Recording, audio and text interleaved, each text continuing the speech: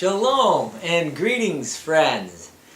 With fervent desire, for over a month now, I've been wanting to record this topic, this video teaching. So this topic that I have, I'm very passionate about. A lot of revelation has come to me, especially over the last month or two. And as I grow in understanding, I want to expound and magnify and teach even more so.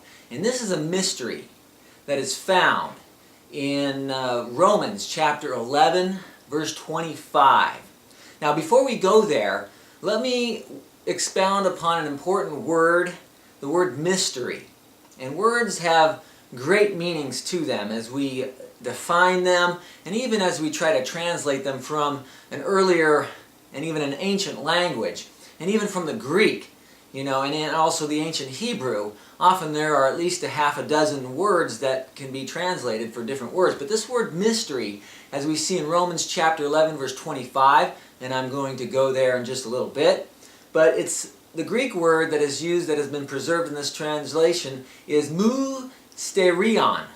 And in Strong's number 3466, if you want to go to your Strong's Concordance and look this up, it can simply mean a secret.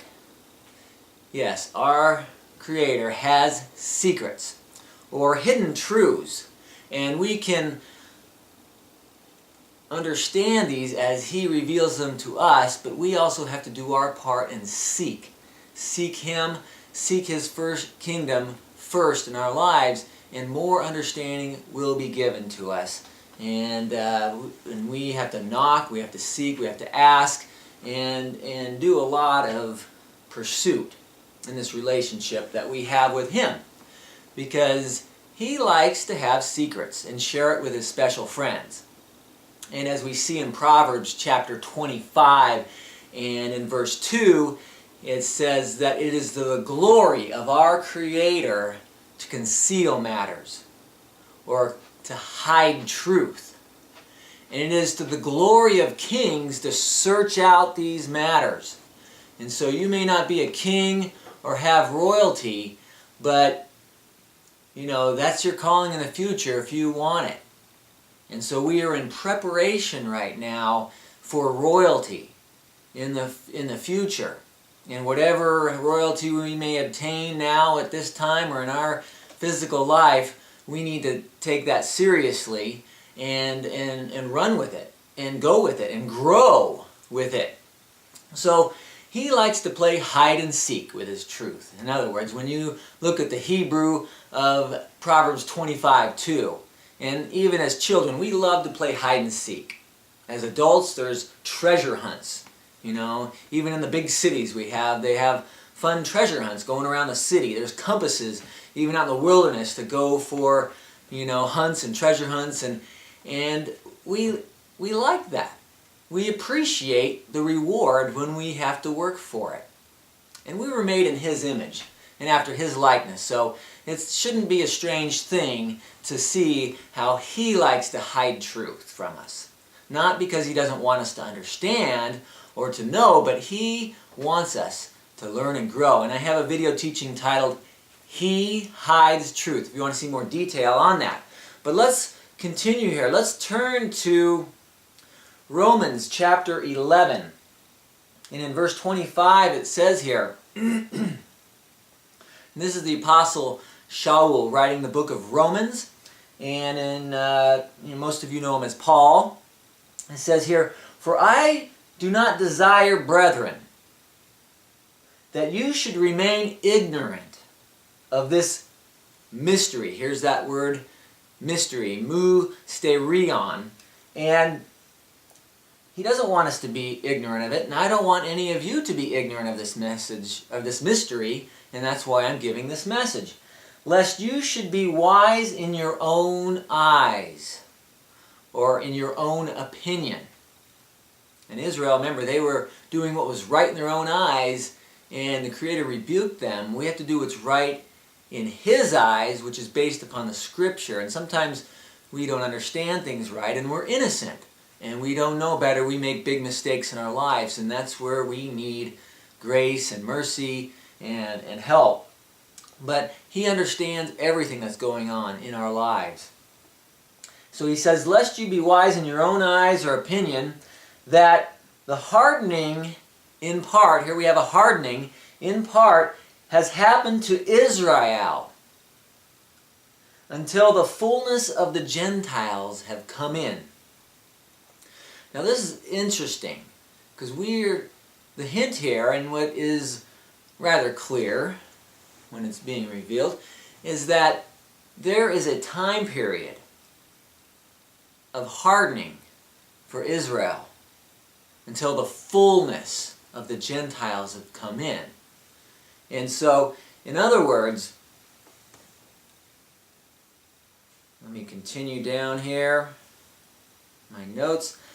I couldn't even print out my notes, so I'm going off a Google Doc here that I can share with anyone out there upon request. And so we are clearly told that Israel will continue in this hardening until the fullness of the Gentiles, which means that the hardening of their hearts will come to an end once this fullness of the Gentiles has been completed. Now, how much it will be completed, he knows, and I don't claim to have that answer.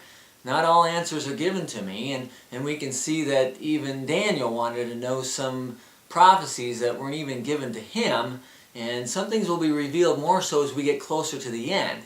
And remember, our Messiah said that nobody knows the day or the hour, not even the angels in heaven, but only the Father.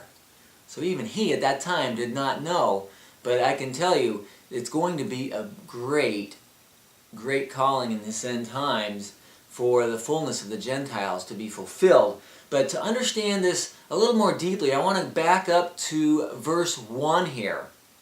Because verse 1 and go forward and expound upon this. And if you know Romans chapter 11 frontwards and backwards by heart and think you have all the knowledge, well, maybe you do, or maybe you understand more than me. But, you know, perhaps I have a nugget in here, so I appreciate your patience in going through this. And if this video teaching is a little long, or if you want to turn to your own scriptures, you know, put pause on it, take down some notes what the minutes are and the seconds are, and you can even come back to it later. But I want to take my time and expound upon this, because we have to look at the context to see that the fullness of the Gentiles, to understand what this truly means for the Gentile people and also for the Jewish people.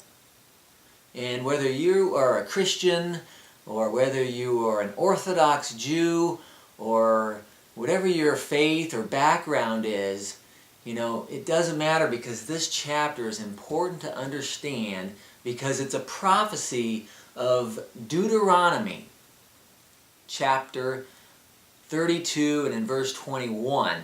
And we'll get to that in a little bit.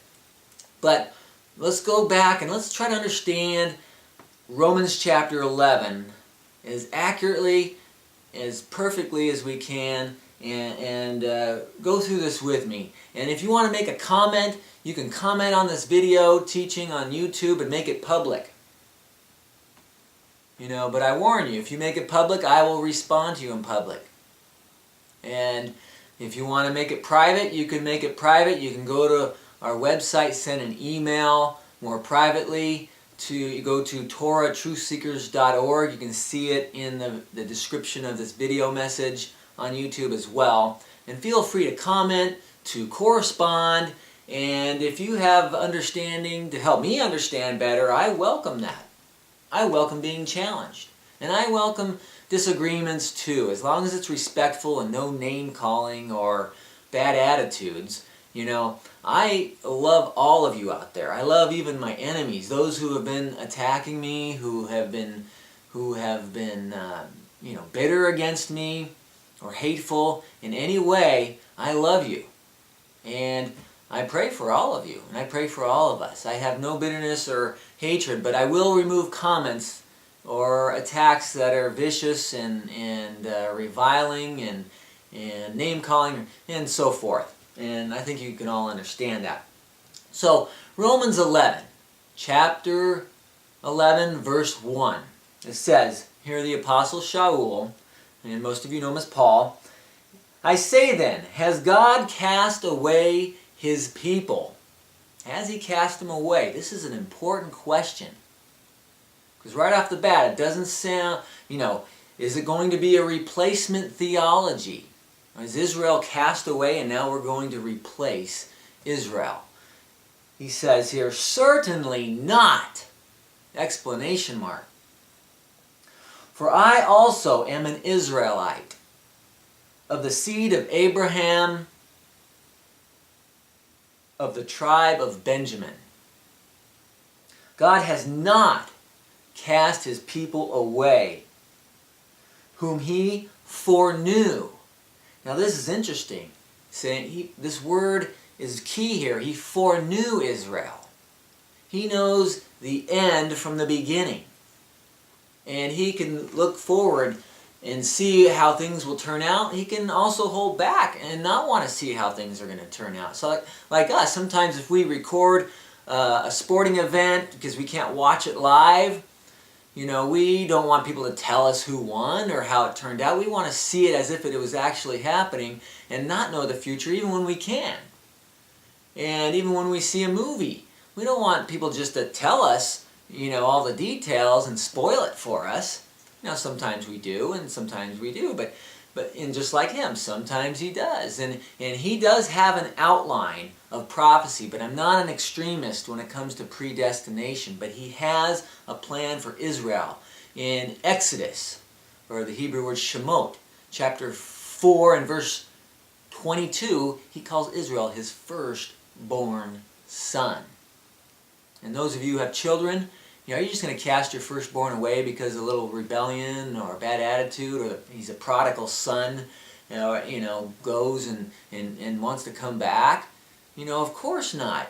He loves us. Our Father loves us as we parents love our children. And the firstborn is special because it's our first. Wow, you never had one before. And so, it's interesting here. He says he foreknew Israel. So far I don't see a replacement theology here, that we're going to replace Israel. Let's continue here. Or, do you not know that the Scripture says that Elijah, how he pleads with God against Israel, saying, and I'm reading here in the English, Lord, they have killed your prophets and torn down your altars, and I alone am left, and they seek my life.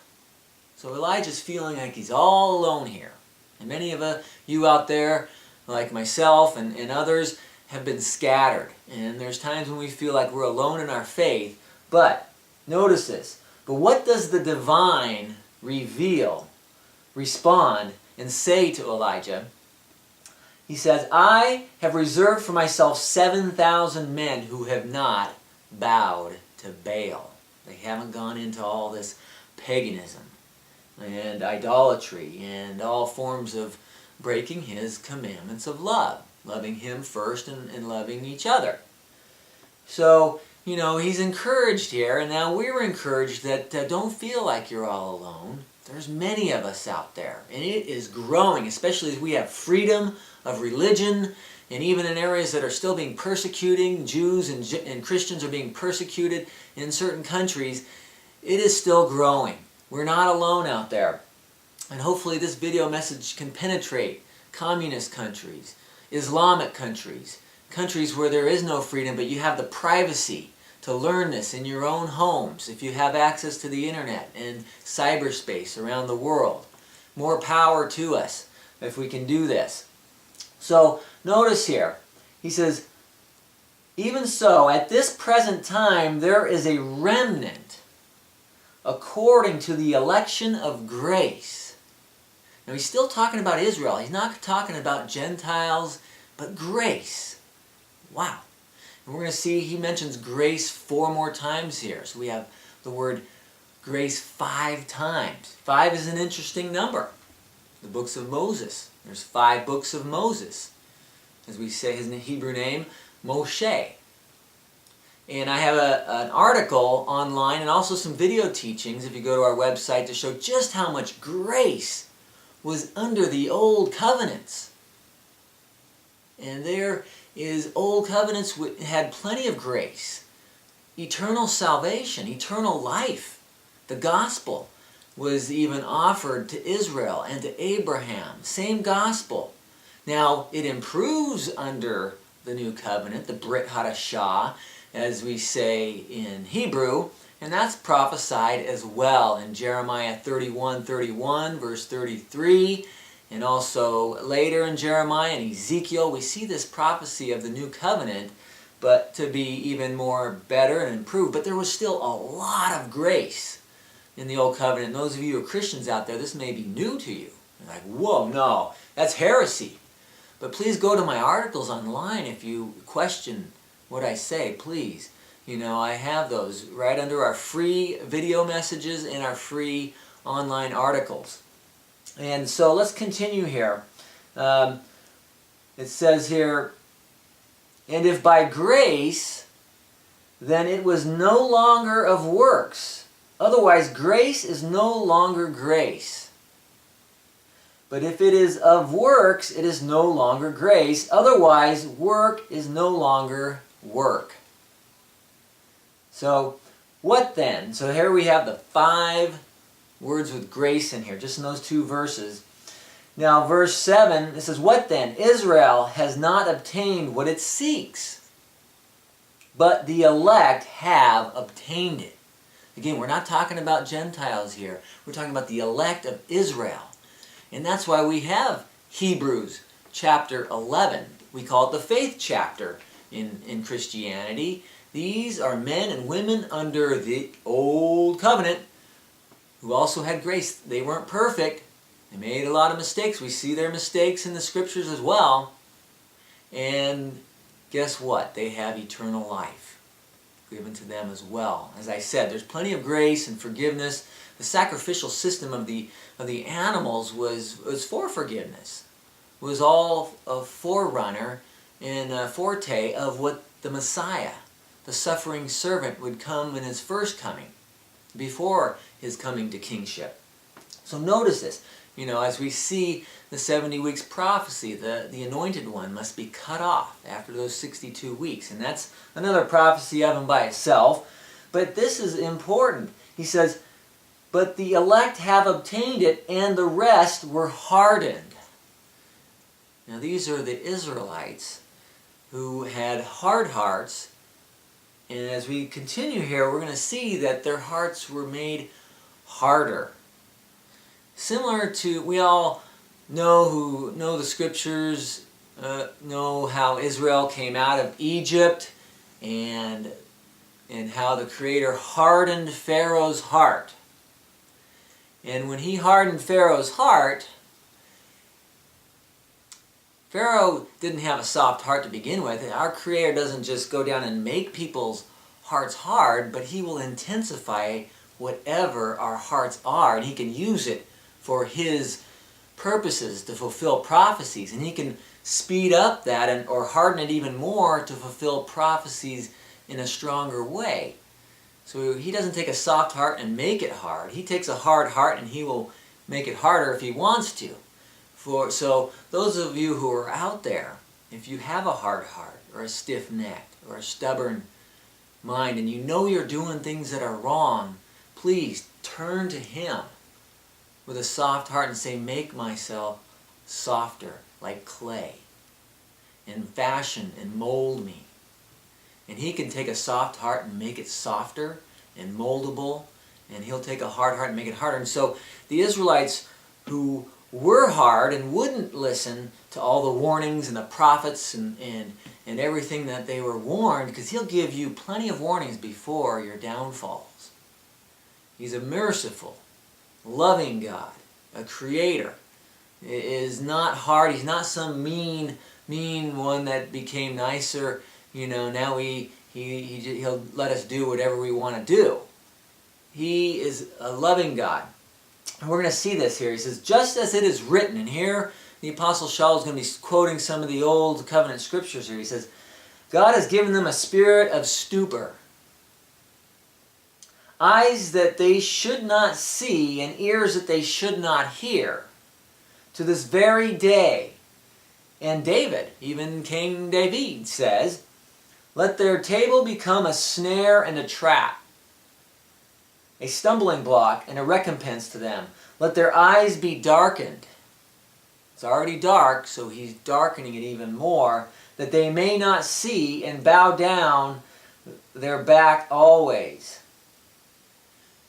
So he will let us make horrible mistakes. If we have hard hearts, he will let us do the most dumbest, stupidest things if we do have a rebellion in our hearts, in our minds, and against, if we're anti-Semitic. If we have any anti-Semiticism against Jewish people or their ways or their traditions, then, as long as they're not idolatrous, they're good traditions, and there's no pagan origin or purpose or activity behind it, we shouldn't be anti-Semitic or hateful of it. Otherwise, we're going to have some hard lessons to learn if we are judgmental, and he's going to get to that. He'll get to this. He says, now verse 11, this is where we pick up on some very important things and some clues here. Now we see the Gentiles being introduced. Up into verse 10, we're just talking about Israel here. And the Jewish people are 2 of those 12 tribes, Judah and Benjamin, and a number of the Levites who stuck with Judah, the southern kingdom, and the 10 tribes went north. And in case you're not familiar with that, the 10 tribes of Israel were conquered in 721, 722 BCE. And then Judah, the Jewish people, were not conquered by Babylon until about 586 BCE. So that's about 150 years later than the 10 tribes of Israel, who we call Israel. But now, when they all 12 get back, they'll still be called Israel. And Paul kind of goes back and forth here. You'll see. He says, I say then, have they stumbled that they should fall?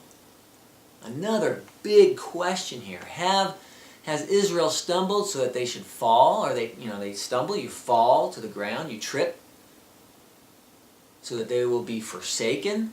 That word is interesting. Fall is referring to forsaken. And Paul says here, certainly not. Absolutely not. He says, but through their fall, now we see another different word for the word fall. It actually can mean trespass. Through their trespass and their sins, to provoke them to jealousy, salvation has come to the Gentiles. And so here we see the first introduction to the prophecy of this message that goes back to Deuteronomy. As we say in Hebrew, Devarim, chapter 32:21. And look at Deuteronomy, Moshe's last sermon to Israel, in the wilderness before they crossed over, and he wasn't allowed to cross over with them. And he prophesies their downfall and the future, and because the Creator could see their hearts were still hard, not all of them, but he could see that he's going to have a big plan to bring them back. And this is what he's going to use, even jealousy. Jealousy for the Jewish people, for the Israeli people, to bring them back to him. Notice this in verse 12. Now if their fall or their trespass is riches for the world, and their failure riches for the Gentiles, how much more will their fullness will be? So he's talking about a great future for a restoration of the Israeli people. For I speak to you Gentiles. Now a lot of Christians say that Romans was written to the Jews, but it wasn't. He's speaking to Gentiles right here. Primarily in Rome, it's nowhere near Jerusalem. It's not in the Middle East. It's not in Israel. Where is Rome? In Italy. And it was the heart of the Roman Empire, the Greek, polytheistic, paganized, Hellenized Roman Empire.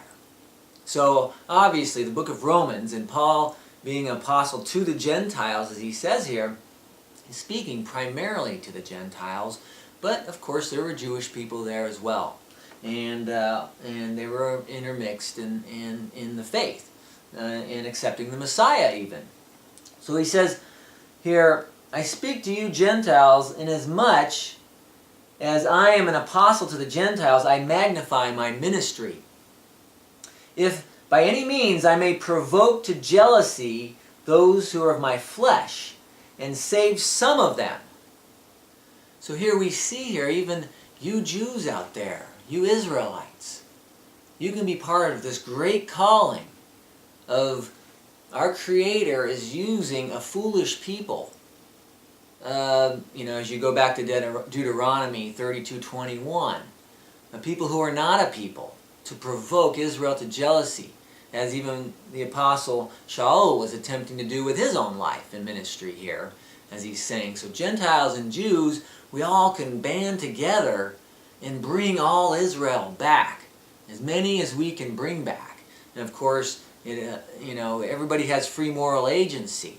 And so our main job is to be a light and a witness and a love for all people, and hoping that everyone can be saved is our goal and our attempt as His servants, and in this purpose of this message as well. So Paul here says that he wants to provoke them as well through his faith. Verse 15, for if their being cast away is the reconciling of the world. Now Paul isn't saying that they are cast away, but because he says they're not cast away. We go back to verses 1 and 2, and then even in verse 11, he's saying they're not cast away, but he's almost didactically knowing that people are not going to agree with him that he's writing to and preaching to.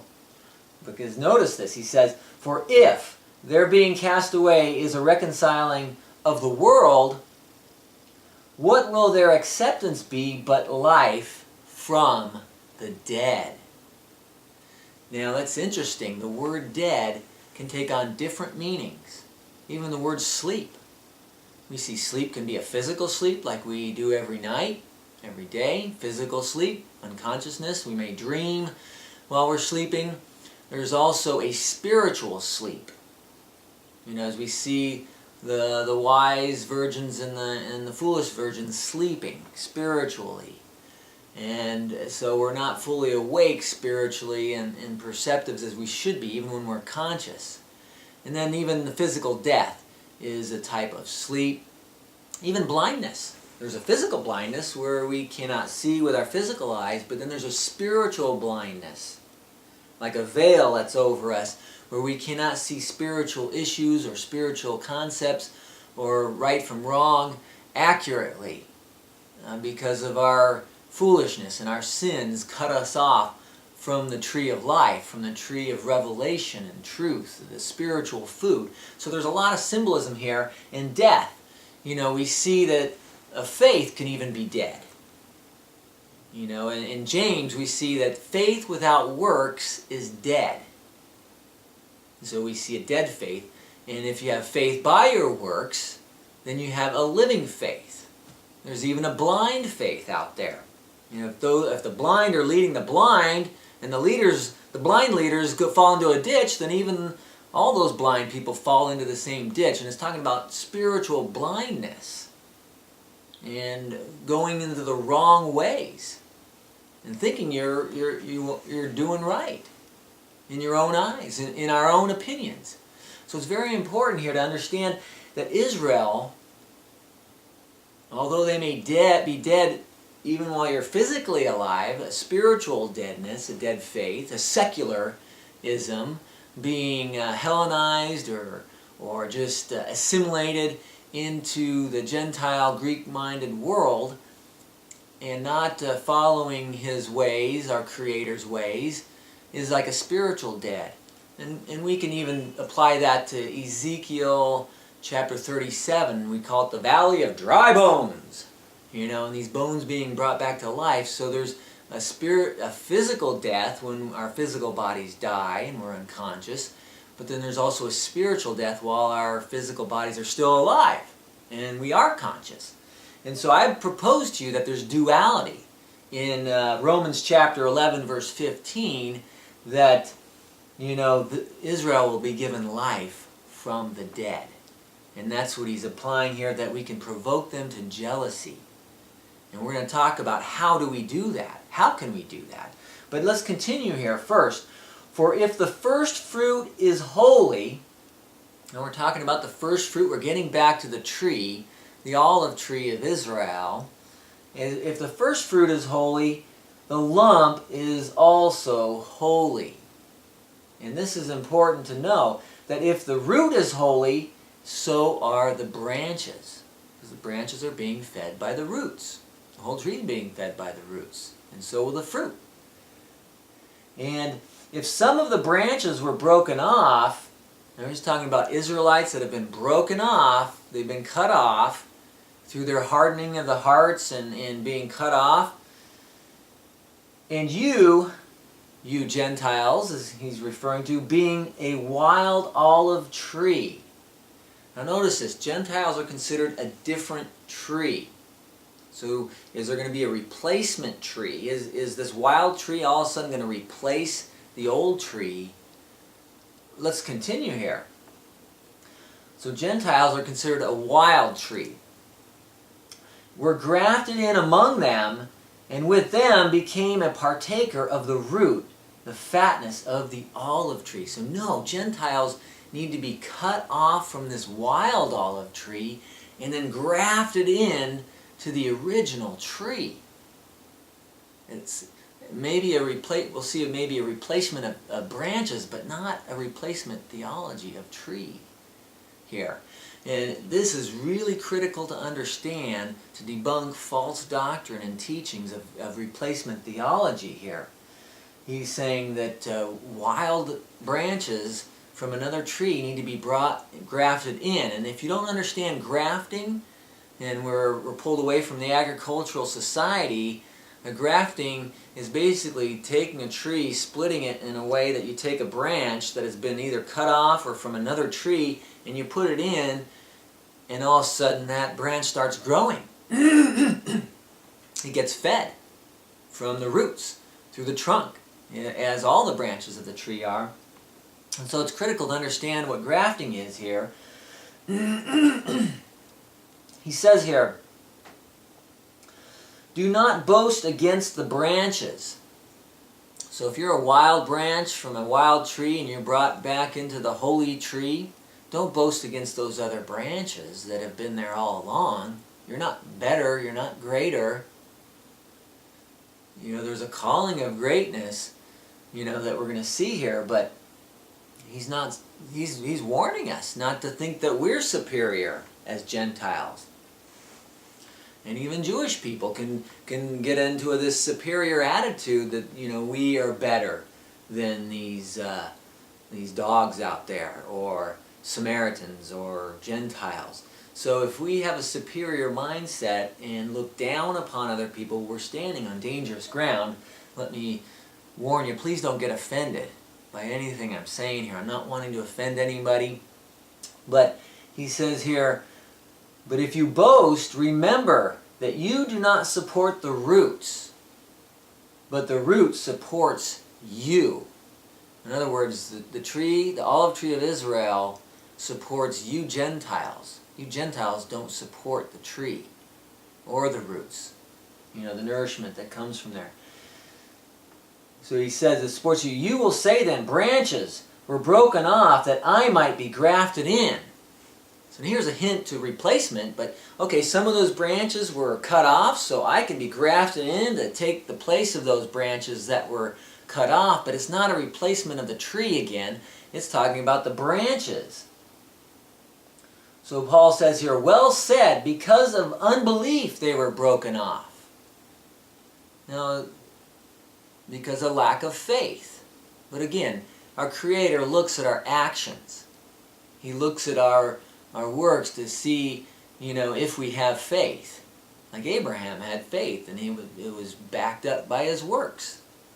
So he's going to look at that. He's going to observe you, Gentiles, here, and even he's switching over to more of a Gentile, conversation and teaching here to the Gentiles. He says, branches were broken off that I might be grafted in. Well said, because of unbelief they were broken off, and you stand by faith. Do not be haughty. Don't get arrogant about it, but fear. It says you need to fear. You still need to tremble at the word. It's not just, oh, I believe in Jesus and I'm saved. That's all I need for salvation. Just verbal acceptance and saying it maybe once a week or once a month or maybe even once a day. But are you living by faith? Do you have living faith, dead faith, blind faith? Examine yourselves whether you are in the faith, as 2 Corinthians chapter 13 verse 5 says. And so we continue here, have some fear, for if God did not spare the natural branches, these Israeli branches, if He didn't spare them, He may not spare you Gentiles either. Now this takes once saved, always saved, that doctrine, and just really throw it out the window. It belongs in the dung heap or in the trash, because it is wrong. It is heresy. And Paul makes that very clear here. It's not just faith alone, the key word alone, without any need for works in obedience. Now, we're not saved by works, we're not saved by obedience. We cannot earn our salvation. Nobody can. And we all fall short and need grace, of course. So please don't misunderstand me. Please don't get offended. If you're a Christian out there and this is, offensive to you or totally new to you, please continue to listen on here. Again, you can push pause if you need to go and come back later. Write down the minutes and the seconds anytime you need to take a break or come back later so you can come back where you left off. But I'm going to continue here. It says, therefore, consider the goodness and the severity of our Creator. So there's goodness and grace and mercy and patience, but also the severity, the judgment, the harshness that He may apply. There is going to be a lake of fire, and there is going to be a second death that will be eternal for some people. So, beware, be careful, he's saying here. He says, consider both these aspects, goodness and severity of our Creator. On those who fell, severity, but toward you, goodness. Wow. Severity on some of them and goodness on you. Well, that's great. If, though, here he says, it's not the end of the sentence here, if, the biggest two-letter word in the English language, if you continue in His goodness. If you continue in His goodness. And even the Messiah said, you must endure to the end to be saved. So we can be saved. There's aspects to salvation, stages of salvation and justification, but it's just not once and always and forever. While we have to live faithfully till the end of our physical life, as we look at what the Messiah taught and what the Scriptures reveal to us when we understand them correctly. He says here, otherwise you also will be cut off. You Gentiles can also be cut off. Even if you believe in the Messiah, you can still be cut off here. He says, if you, and I say believe, like, the dead faith kind, like it says in James chapter 2, even the demons, even the fallen angels, the rebellious ones, believe in Him, and that doesn't save them. Just, belief without our passion to obey Him and walk in all His ways the best we can. And so he says here, we all can be cut off. Verse 23, and they also, if they do not continue in unbelief, so here if Israelites do not continue in unbelief, will be grafted in. For God is able to graft them in again. The key word is again. So if they've been cut off as branches, they can be grafted back in. And olive trees are resilient. They're very enduring trees of all kinds of weather, and the branches being grafted back in long after they've been cut off. If they've been held and there's enough there to them. And so it's important to understand that the grafting of Israel is going to be brought back to the same old tree here. So he's able to graft them again. Verse 24 of Romans 11, "For if you were cut off of the olive tree, which is wild by nature," so here you Gentiles cut off from this wild tree, that's not the holy tree, you've been cut off by nature and were grafted contrary to the nature, to your nature, your Gentile nature. You're cut off. You have to renounce your Gentile identity. And he says here, "And were grafted contrary to the nature into the good olive tree." This is the same old olive tree. "How much more will these branches, who were natural branches, natural Israeli branches, be grafted into their own olive tree again?" So here he's saying, okay, you Gentiles, you've been taken out of this wild tree that's not the holy tree, and you've got to be grafted in. Well, he can still do that even with those who've been cut off from the original tree. And so there's a prophecy, there's a role for you, for we Gentiles, any of us who are Gentiles out there, and even Jewish people who want to be grafted back in, or if you've always been in all along, to just understand and grow and fulfill this prophecy, along with the foolish people, as we see in Deuteronomy chapter 32:21. "For I do not desire, brethren, that you should be ignorant of this mystery." Again, the Apostle Paul calls this a mystery, as I said in the introduction of this message, "lest you should be wise in your own opinion, that the hardening in part has happened to Israel until the fullness of the Gentiles have come in." So he's hardened even these hard-hearted Israelites, even more so than they naturally would be, for a purpose, for a prophecy to be fulfilled for the Gentiles. Now this fullness of the Gentiles has not been complete yet. I think we can all agree that, because Israel has not been provoked to jealousy to the degree that we'll see in verse 26. He says, "And so all Israel shall be saved. As it is written," here again, quoting in the Torah, the Hebrew scriptures, oracles, "the deliverer will come out from Zion, and he will turn away the ungodliness of Jacob." Now the reason he's quoting Isaiah here, and Isaiah's used the word Jacob because he wants the readers to understand it's not just the 10 tribes that were called Israel, because the Jewish people were called Judah at the time that Isaiah and Ezekiel and Jeremiah were written. The northern kingdom, 10 tribes of Israel, was under captivity of the Assyrian Empire. And the Jewish people were called Judah. And so when you say Jacob, when he says Jacob, he's not trying to go back to the old name, because Jacob's name was changed to Israel. And again, Israel in Hebrew simply means you're a prevailer with Yah, and you're a prevailer among humanity. You're a champion. It's a great name. It's not, we shouldn't be anti-Semitic about being grafted into the same old olive tree.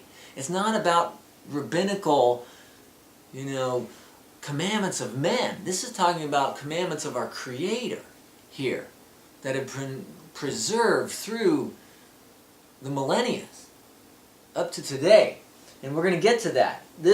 He's talking about turning the ungodliness of Jacob, all 12 of his sons, all 12 tribes, the nations, and as they became increasingly in number, the sons became tribes, and then they became nations as the numbers increased dramatically. "For this is my covenant with them when I take away their sins. Now he's not talking about the Sinai covenant. He's talking about the Abrahamic covenant. He's talking about the covenant of taking away their sins, the land covenant of restoring the land of Israel. The third temple has not been fulfilled yet. We'll see the Messiah. See, with the hardness of their hearts, he's given them 2 temples, opportunities, and Israel had blown it through their rebellion. But the third temple is going to be the Mashiach. Will be ruling that temple, and it's never going to be destroyed because he is going to be, leading it with perfection. And that's the prophecy as we understand, the third temple of Ezekiel, chapter right around 40 to 44.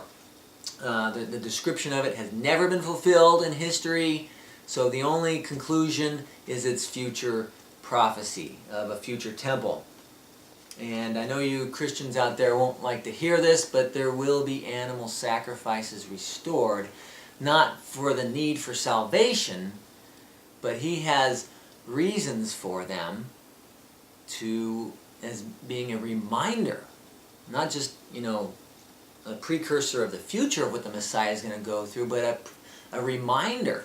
When there's no more death and no more suffering among Israel, and the people are holy and ruled with a true righteous king forever and ever, there's going to be a reminder of just how horrible sin is, how sin brings death. And sometimes we need reminders, otherwise if we don't learn from history, we are condemned to repeat it.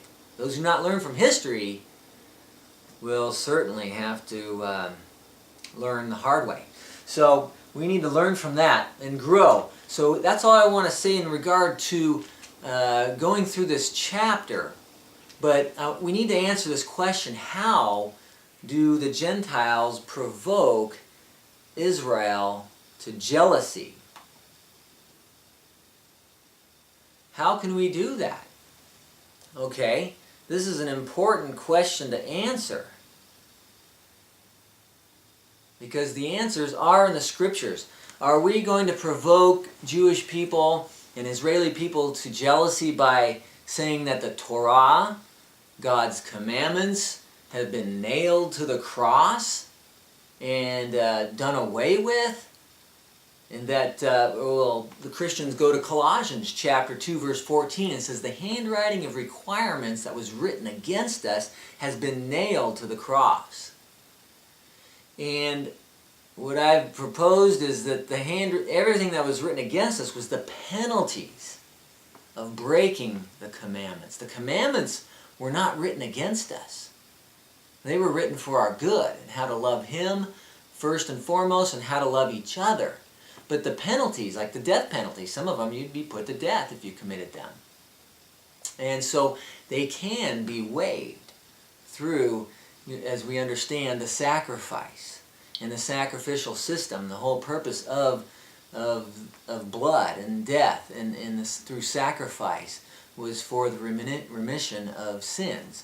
And it should be understood whether old or new covenant correctly.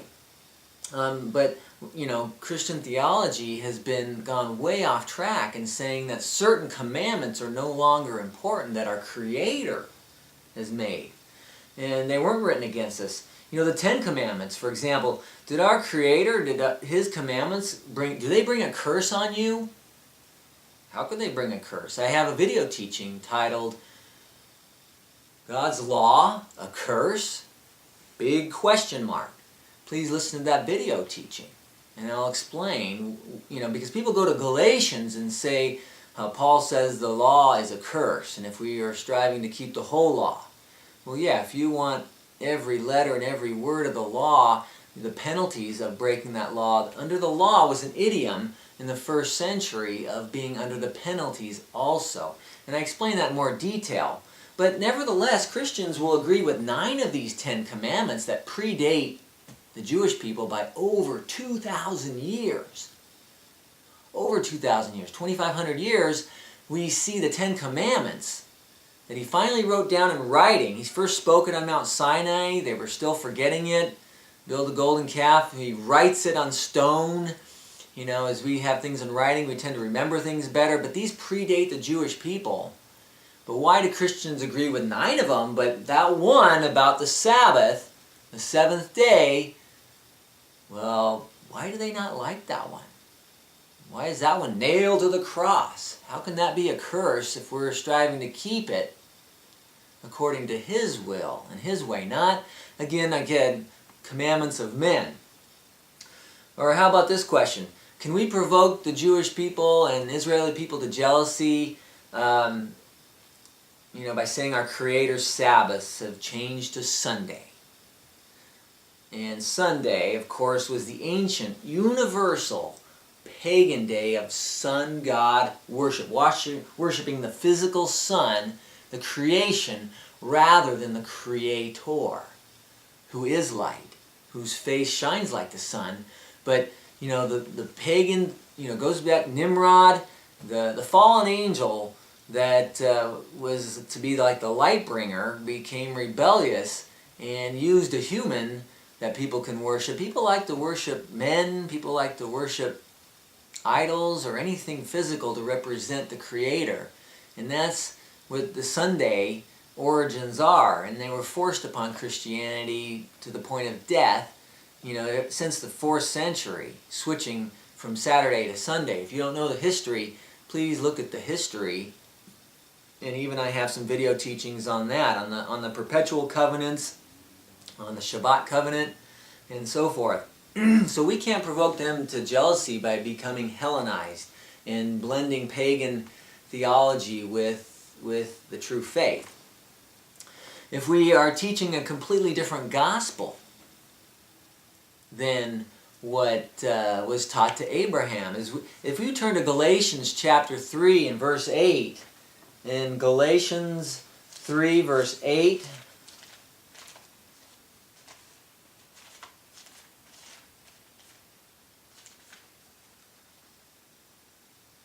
it says, "And the Scripture, foreseeing that our Creator would justify the nation by faith, preached the gospel to Abraham beforehand, saying," and so He's gave the gospel to Abraham. And if we turn to Hebrews chapter 4 verse 2, it says, "The gospel that was preached to Israel is now preached to the Gentiles." It's the same gospel. Now, of course, the gospel does improve. Grace does improve under the Brit Hadashah, the new covenant. But it's not a different gospel. It's not some new gospel or some kind of replacement gospel. We can go to Romans chapter 10 and verse 15.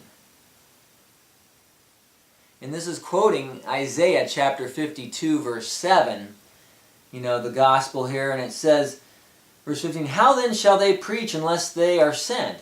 As it is written, how beautiful are the feet of those who preach the gospel of peace, who bring glad tidings of good things." And this is quoting Isaiah chapter 52 verse 7. So we can't teach another gospel. We have to teach the same gospel and see the blessings and the power that comes behind it will provoke innocent, sincere Jewish and Israeli people to jealousy. It's like, wow, we were called to do that. And, why isn't He using us to do that? And they'll want to become more faithful and more obedient, more and walking and doing as we're supposed to be doing. Now, the Jewish people, if we are inaccurate with the gospel, with teaching in even the Torah, and also the Messiah, if we teach inaccurately, they know the prophecies of the Messiah. He's not going to nail the commandments of our Creator to any cross or crucifixion. He's not going to do away with them or change the gospel dramatically or replacement gospel. No, let's go to some of the prophecies. If you doubt me, please be like the Bereans. And let's go to these scriptures. And I'm just going to go to a few of them. In Deuteronomy chapter 18, in verse 15, it says that our Creator will raise up a prophet like unto Moses, Moshe. And that is understood as being the Messiah, will be a prophet like unto Moshe. Called by him, but of course even greater. He'll be the literal son of our Father. He will be the Word which becomes flesh. And he will be, the utterance. We read about the wisdom of our Creator in Proverbs chapter 8. And so the Messiah is going to fulfill his wisdom, his word, and speak not his own words, but the Father's words. And so they understand that. And we see that in Acts chapter 7, verse 37, that the Messiah is a prophet like unto Moshe. You look at mainstream Christianity, and this Jesus, this Greek Jesus, is way different than Moses. In doctrine and teaching and what was nailed or purpose of the crucifixion and so forth. Wow, it's a huge difference, and we don't see much similarity. And eventually I'll have a project on showing just all the parallels between Moses' prophecies and his calling as a prophet and the Messiah's. Even just bringing freedom and bringing people to the truth and freedom from Egypt and modern forms of Egypt. And there's just so many similarities. And of course, the Messiah is much greater, and I'm not trying to compare them and say they're equal in any way, but the anointed one.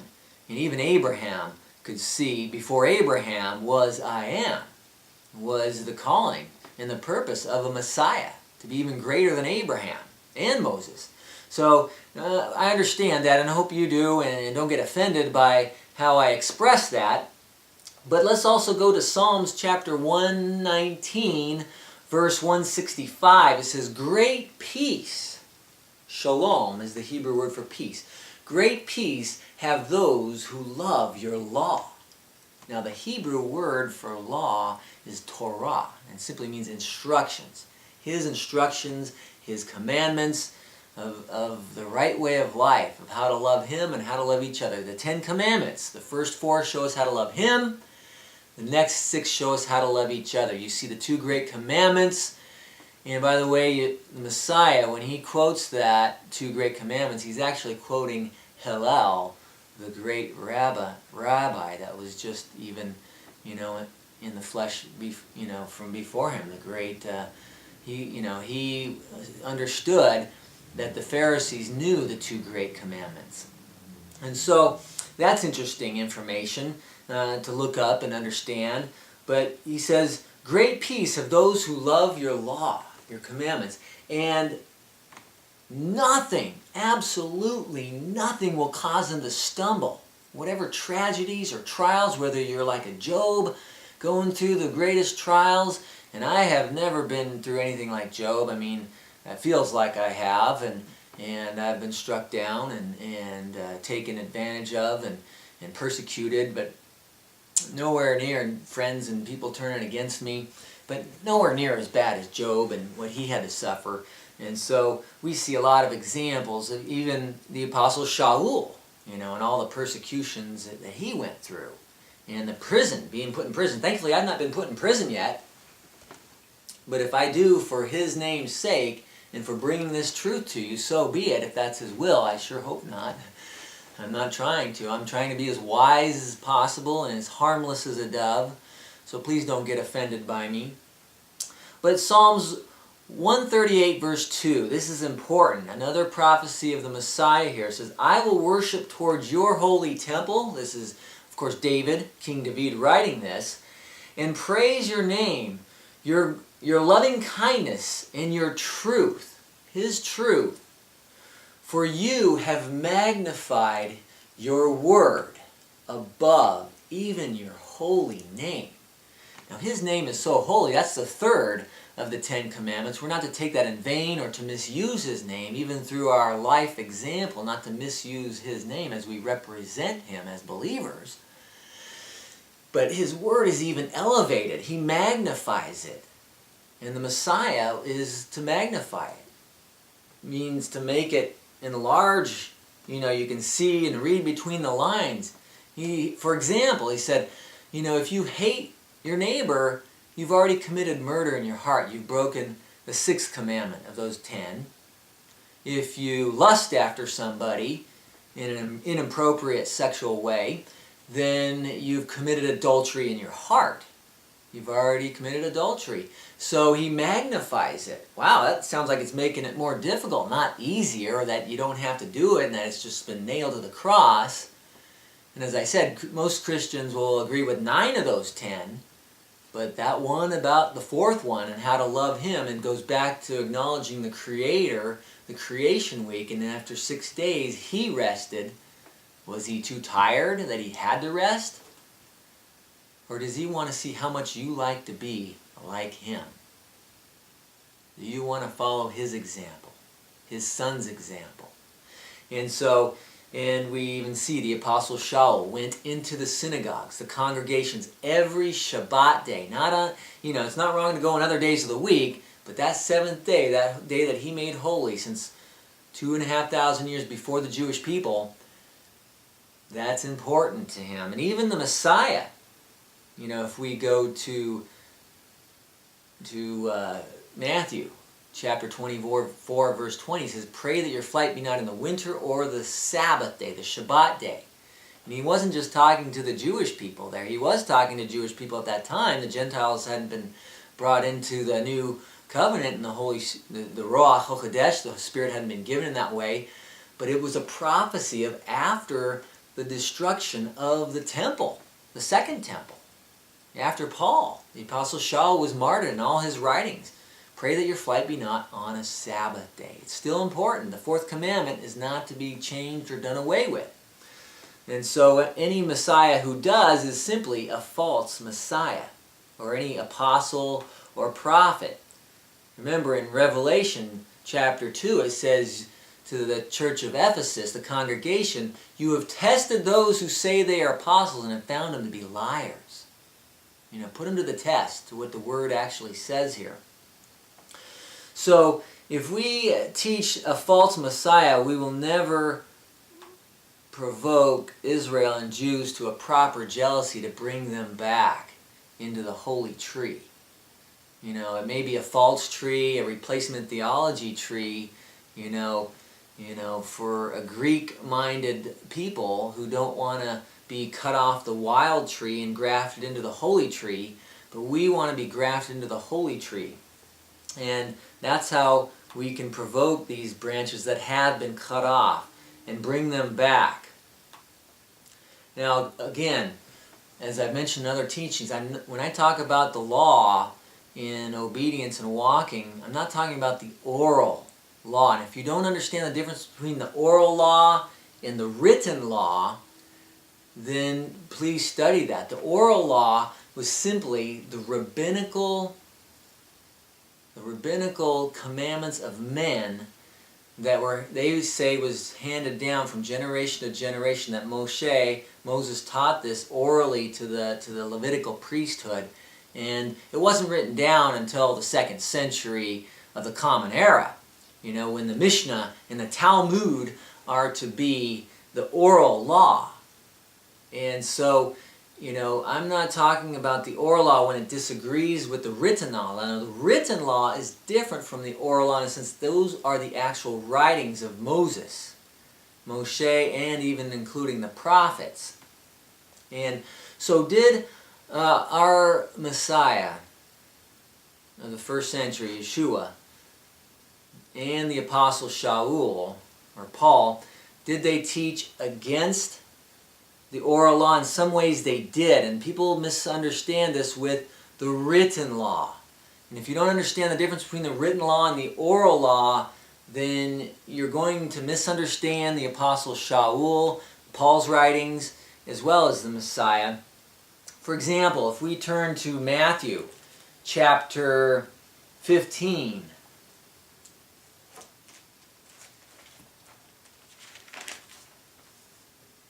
we see here what the Messiah Yeshua taught regarding the oral law. He He says, then the scribes and Pharisees who were from Jerusalem came to him, saying, why do your disciples transgress the tradition? This is the tachanot, not the Torah, but the traditions of the elders. For they do not wash their hands when they eat bread. And there was a traditional way of doing it, and his disciples simply weren't doing it. And it's not that doing that is wrong, but they are rebuking him through this questioning for them not doing it. But he answered and said to them, why do you also transgress the commandments of the Creator? Because of your traditions. Remember, even in Joshua, 2 places in the book, it says, do not add or take away from the written law, the Torah, the written law of Moshe. We got to be careful. And so this is what he's saying here. For God commanded, saying, honor your father and mother, and he who curses his father and mother, let him be put to death. So here we see a curse of the law, the transgression, but he's talking about the 5th of those 10 commandments here. But you say, he's saying to the Pharisees of this day, whoever says to his father or mother, whatever profit you might have received from me has been dedicated to the temple. So in other words, giving to the congregation or the temple becomes a higher priority than taking care of your parents when they're elderly and they need help and they can't take care of themselves financially or sometimes even physically here. He says, it is released from honoring his father and mother. Thus, you have made the commandment, the 5th one, of our Creator of no effect by your tradition, by a commandment of men. He says, hypocrites here. Well did Isaiah prophesy of you, saying, these people draw near with me with their lips. They give me a lot of lip service and honor and glory, but their heart is far from me, and in vain they worship me, teaching as doctrines the commandments of men. Notice, not the commandments of our Creator that was given through his servant Moshe and Moses and the other prophets, but commandments of men that have been added to it. And so when they contradict and go against, then we have to prioritize the commandments of our Creator. Now also, you'll see the same story in Mark, in the book of Mark chapter 7, verses 6 through 8. And so our Messiah did teach against some of the rabbinical laws that were just simply commandments of men, very strict ones also that that elevated above the commandments of our Creator and made it too difficult, and even trying to heal on the Sabbath through the Creator's help, through the power of the Spirit, wasn't work at all. It was simply praying and our Creator doing the work. Even the priesthood did a lot of work in the temple. The Shabbat day was the greatest day of work for the priesthood in the temple. More sacrifices, more work to do. So, the Messiah simply pointed that out and how to keep it in a balanced way. He never broke it. But the Apostle Shaul, let's turn to Colossians chapter 2, and we'll see what he taught regarding commandments of men and say the oral law, not the written law. Notice this here. In verses 21 through 23 of Colossians. See, let me back up here to Colossians.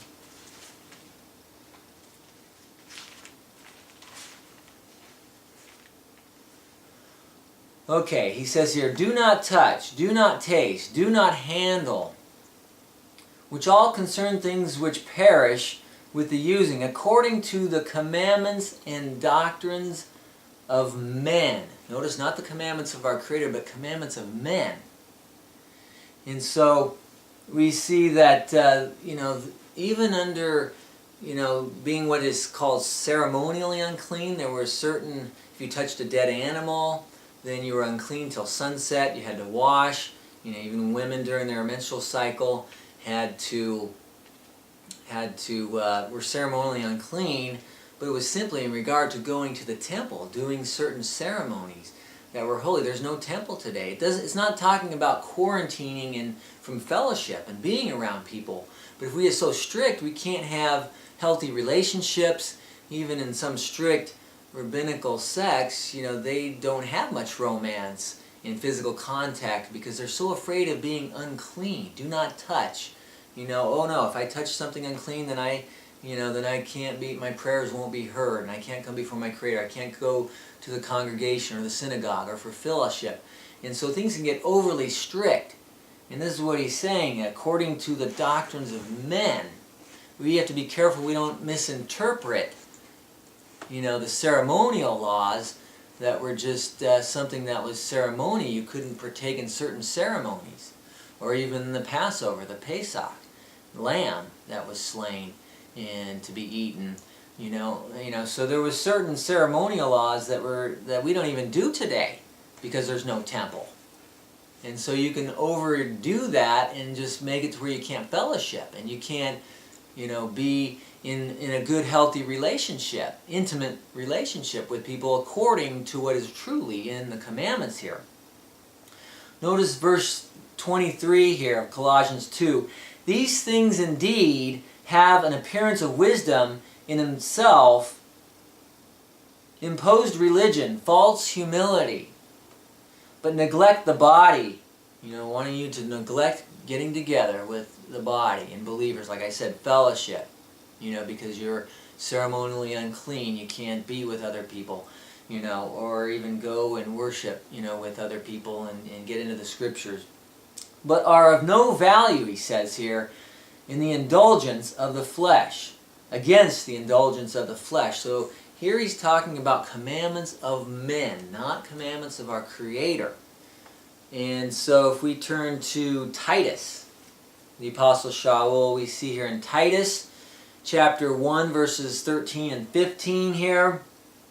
It says, "This testimony is true, therefore rebuke them sharply, that they may be found or sound in the faith, not giving heed to Jewish fables and commandments of men." Again, not talking about commandments of our Creator, but commandments of men who turn from the truth. "To the pure all things are pure, but to those who are defiled and unbelieving nothing is pure." It's like, wow, you can't even touch a doorknob, or maybe an unclean person touched that, or a Gentile touched that. Or, we can get so strict about uncleanness, as I mentioned earlier here. Nothing is pure, but even their mind and consciences are defiled.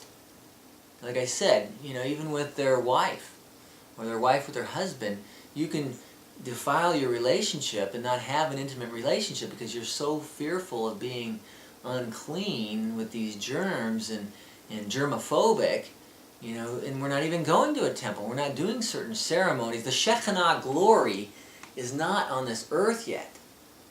The temple is not there. Like I said, where the Shekinah glory is, the glory of our Creator, will come back through the Mashiach. And then you read about that third temple, you'll have to be ceremonially unclean if you want to go into that holy temple.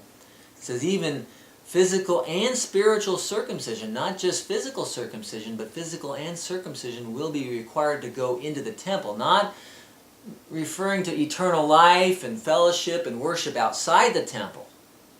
What I'm talking about is a special access to the closeness and the intimacy of the Shekinah glory of the third temple.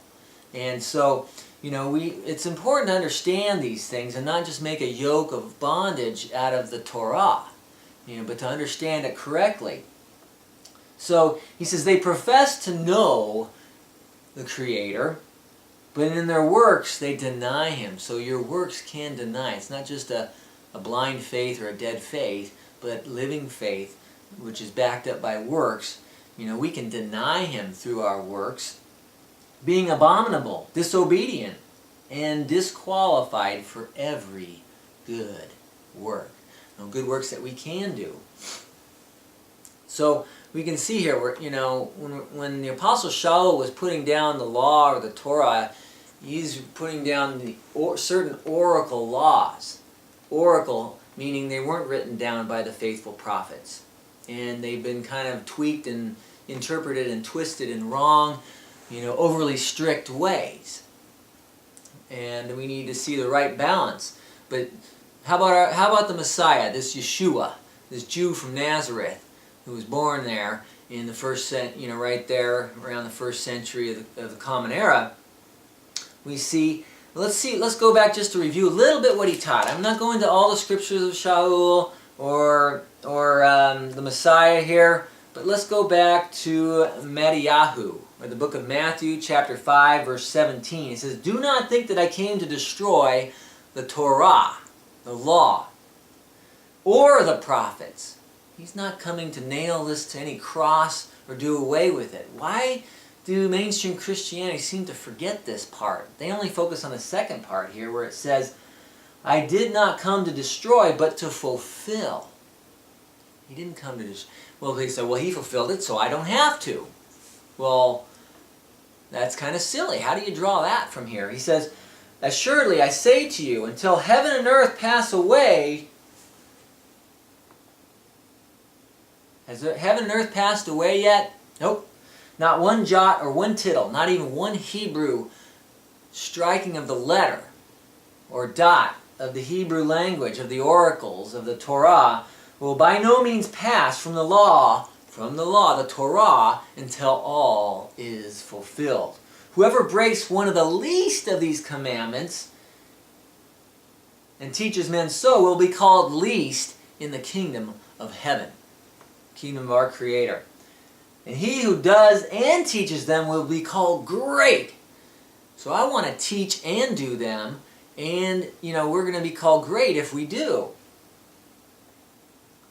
"For I say to you, unless your righteousness exceeds the righteousness of the Pharisees and the scribes, you will by no means enter the kingdom of heaven." So now, as I pointed out, he's talking about the scribes and the Pharisees who were hypocrites. And also putting commandments of men, their man-made traditions or interpretations of the Torah that were overly strict and hypocritical. He's talking about we need to not be like that. Let's not be hypocrites. Let's become more righteous by keeping the Torah. And as we do, we will provoke them to jealousy if their eyes will be opened.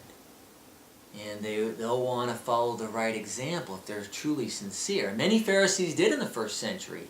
The Apostle Paul, Shaul was a Pharisee, Nicodemus, and Joseph of Arimathea were Pharisees, and even in the Sanhedrin.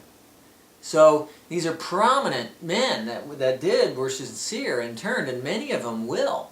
And we can provoke others who are not to the right kind of jealousy, to want that relationship and that power and that help to overcome and become more righteous according to the written Torah. And it does bring peace and shalom to that. And as I pointed out earlier, Matthew chapter 24, verse 20 says, "Pray that your flight be not on a Shabbat day." He wasn't changing the fourth, and this is talking about the end of the age. Talking to anyone who would read that. It's preserved for us, and for you Gentiles who want to be grafted into this same tree. It's talking to all of us. And what about Shaul? What did he teach according to the written Torah? Well, we can see that in Romans chapter 3, verses 1 and 2. He says, "What advantages have the Jewish people?" He says, "Much. They have much advantage over the Gentiles in every way." He says, even circumcision. Circumcision brings physical blessings for a physical life. It's not a promise of eternal salvation, a guarantee, but it does bring physical blessings under the Abrahamic covenant. Physical blessings for a physical lifetime, not eternal. So it does give an advantage for those who do want to be grafted in under the Abrahamic covenant. And as I said, there's perpetual covenants that have not been done away with or being obsolete. I have video teachings on that more specifically. But also they have the oracles, the Hebrew writings of Moshe and the faithful prophets. That gives them an advantage. And this is why he says in Romans 1:16 that the gospel is for the Jews first, and then secondly for the Gentiles. And so he says in Romans chapter 6, and in verse 1 and 2, I don't want to misquote it here, but he says, "What shall we say then? Shall we continue in sin that grace may abound?" Does grace just make it say, okay, it's okay to sin now and transgress the Torah? He says, "Certainly not. How shall we who died to sin live any longer in it?" So we are to overcome sin, not be slaves to it, become slaves to what is right and what is true. And also in chapter 7, verse 1, "Or do you not know, brethren, you Gentiles also, for I speak to those who know the Torah," the law, "that the law has dominion over a man as long as he lives."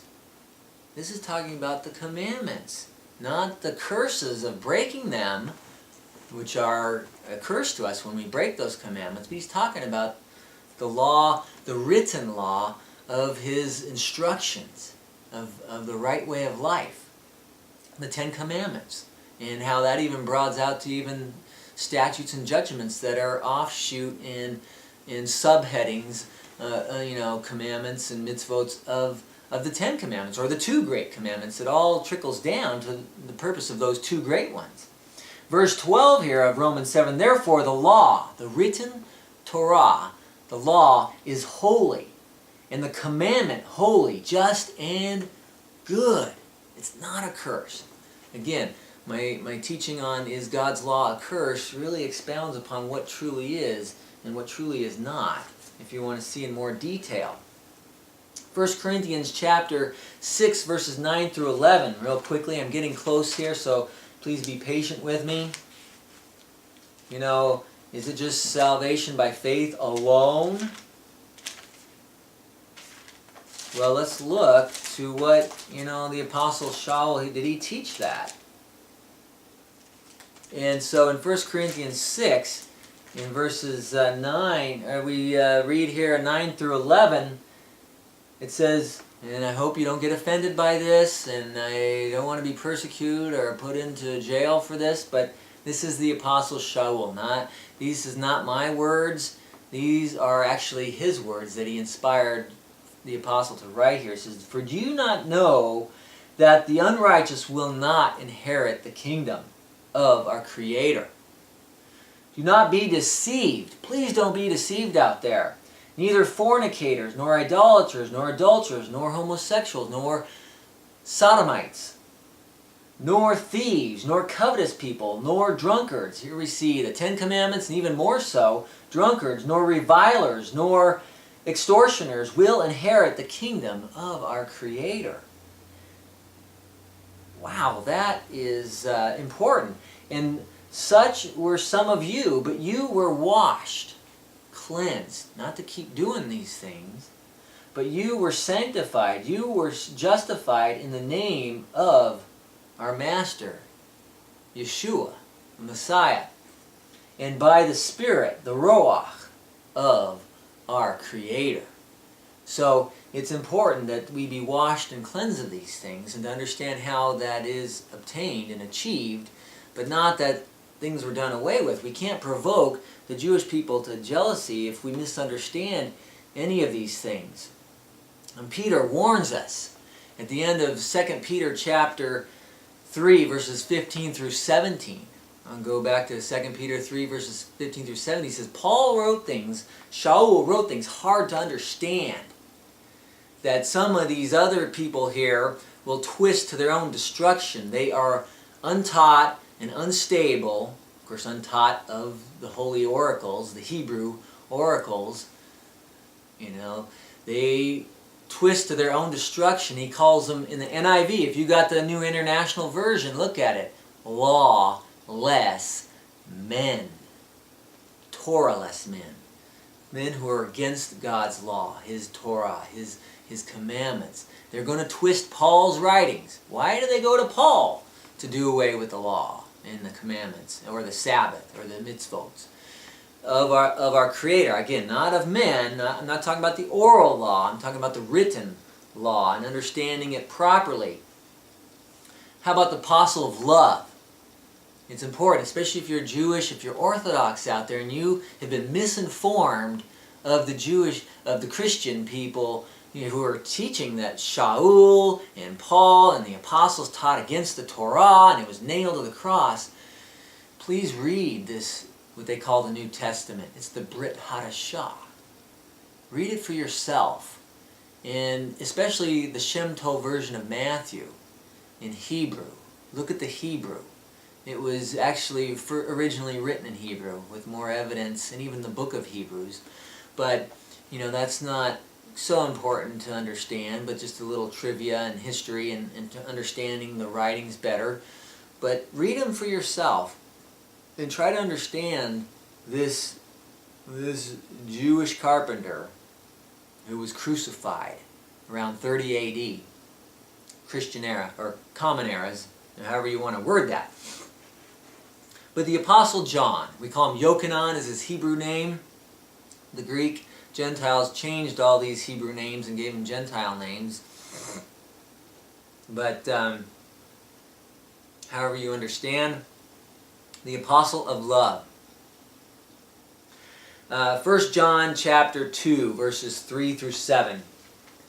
And as I conclude here, this is important to understand, especially if you're a Christian and even if you're a Jewish person and you've been misinformed on what the apostles actually taught, the disciples of this Messiah of the first century. The Apostle of Love, he's given that title. Verses 3 through 7 of chapter 2, 1 John, first epistle of Yochanan. Now by this we know that we know him, if we keep his commandments.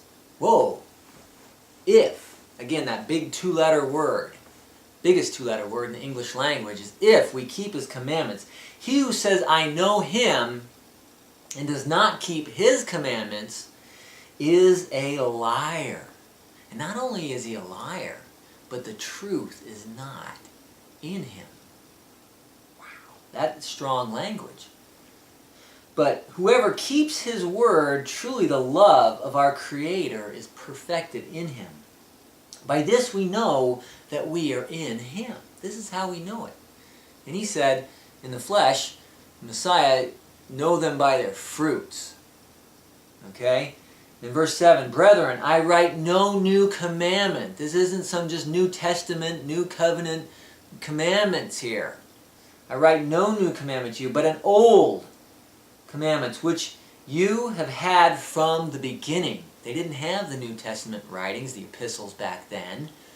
In the first century, they might have gotten one or two of these in their lifetime, by the apostle that wrote it to them, or to their congregation specifically, and passed around. But they didn't have the printing press. Each one had to be handwritten back then. Not until the 15th century, I believe it was, that the printing press was even invented. He says, the old commandment, which is the word which you heard from the beginning. Wow. Okay, this is how we can provoke the Jewish people to jealousy, if we can live this way, to talk the talk and walk the walk, not just one without the other. We can't be ashamed of it and not talk it. We can't talk it and not walk it either. We've got to have both in our lives.